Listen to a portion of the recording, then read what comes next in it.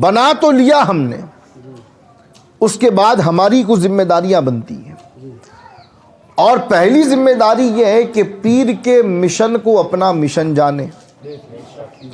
پیر کی تعلیمات پر عمل کریں، جس راستے پر پیر و مرشد ہمیں اور آپ کو چلائے اس راستے پر چلیں۔ یعنی جب تک مرید پیر کی اتباع نہیں کرے گا تب تک اسے فیض نہیں ملے گا، اس کا مرید ہونا اسے فائدہ نہیں پہنچائے گا۔ اب عزیزان گرامی، بات زیادہ لمبی ہو جائے گی،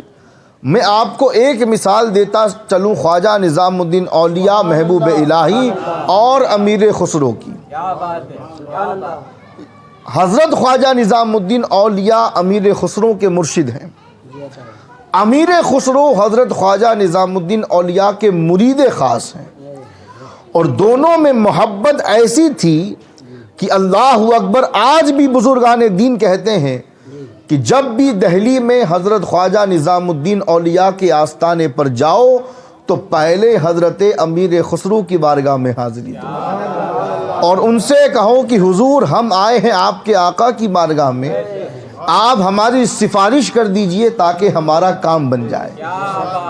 کیونکہ وہ مرید ہی ایسا مرید تھا کہ اللہ نے یہ مقام دے دیا کہ لوگ پیر کی بارگاہ میں بعد میں پہلے مرید کی بارگاہ میں آتے ہیں۔ آخر ایسا تھا کیا؟ تو ان کی جب زندگی اور سیرت کا مطالعہ کرتے ہیں تو پتہ چلتا ہے کہ محبت انکنڈیشنل تھی، انہوں نے اپنے مرشد کو اپنا سب کچھ مان لیا تھا۔ ایک مرتبہ کچھ ایسا ہوا کہ حضرت خواجہ نظام الدین اولیاء حضرت امیر خسرو دونوں حضرات جو ہے کہ ندی کے کنارے بیٹھے ہوئے تھے، اور کیا دیکھا کہ کچھ ہندو بھکت جن ندی کے کنارے آ رہے ہیں، بھجن گا رہے ہیں، اور ان کے جو بھی معاملات تھے وہ کر رہے ہیں۔ تو حضرت خواجہ نظام الدین اولیاء نے جب ہندو بھکت جن کو دیکھا کہ وہ آرتی کر رہے ہیں، پوجا کر رہے ہیں، بھجن گا رہے ہیں، تو آپ نے حضرت امیر خسرو سے فرمایا، کہتے ہیں کہ خسرو، ہر ایک کا کوئی نہ کوئی قبلہ ہے، کیا بات ہے، دنیا میں جتنے لوگ ہیں کسی نہ کسی کی عبادت کرتے ہیں، اور ہر ایک کا کوئی نہ کوئی قبلہ ضرور ہے، چاہے وہ کسی بھی مکتب کا ہو، کسی بھی مذہب کا ہو، کسی بھی برادری کا ہو، کسی بھی ذات کا ہو،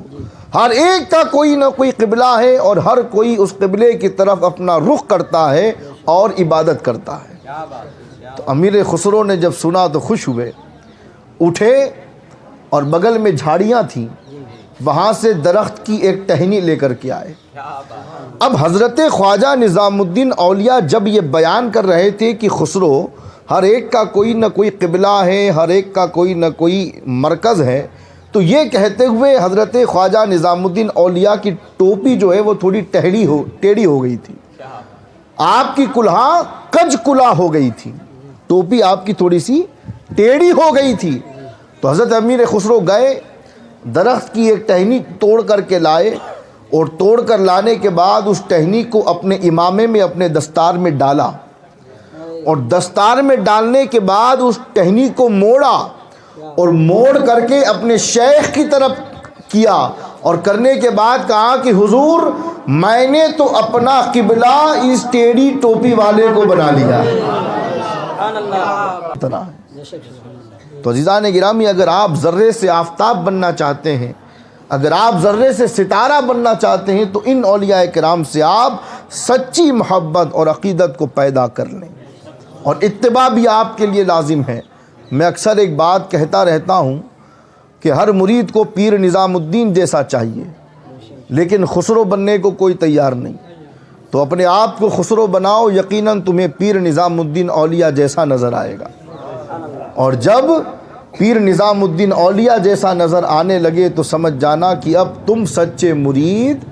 بن گئے۔ ایک آخری بات، حضور بھائی جان اپنے پیر سے کتنی محبت کرتے تھے پتہ ہے آپ کو؟ آپ کے پاس میں ایک چاندی کی ڈبیا تھی جس میں آپ تمباکو کو ڈالا کرتے تھے، تو ایک مرید نے پوچھ لیا کہ حضرت، کئی سالوں سے دیکھ رہا ہوں اتنی چھوٹی سی ڈبیا ہے جس میں آپ تمباکو ڈالتے ہیں، 2-4 بار میں تمباکو ختم بھی ہو جاتی ہے، پھر ڈالنا پڑتا ہے، تو آپ کوئی بڑی ڈبیا لے لیں تاکہ ایک دو دن تمباکو چلے اور بار بار آپ کو بھرنا نہ پڑے. تو آپ نے فرمایا کہ یہ ڈبیا مجھے میرے پیر نے عطا کی تھی, اور جب جب میں اس ڈبیا کو دیکھتا ہوں تو مجھے میرا پیر یاد آتا ہے. تو یہ محبت تھی ہمارے بڑوں کے دل میں ان کے پیر کے لیے. اسی محبت کو, اسی مودت کو, اسی عقیدت کو آج پیدا کرنے کی سخت ضرورت ہے. فیضان ملے گا. دیکھو ہمارے ایک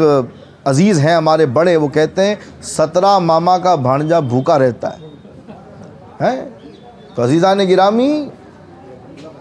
ایک باپ اگر ہو تو پھر کمال ہے. چاچا چاہے کتنے ہی ہوں تو پیر ایک ہوتا ہے, اور جسے اپنا پیر بنا لو, دل سے اس سے عقیدت رکھو, اس سے محبت کرو. یہ فیض جب آپ کو ملے گا تو انشاءاللہ انقلابات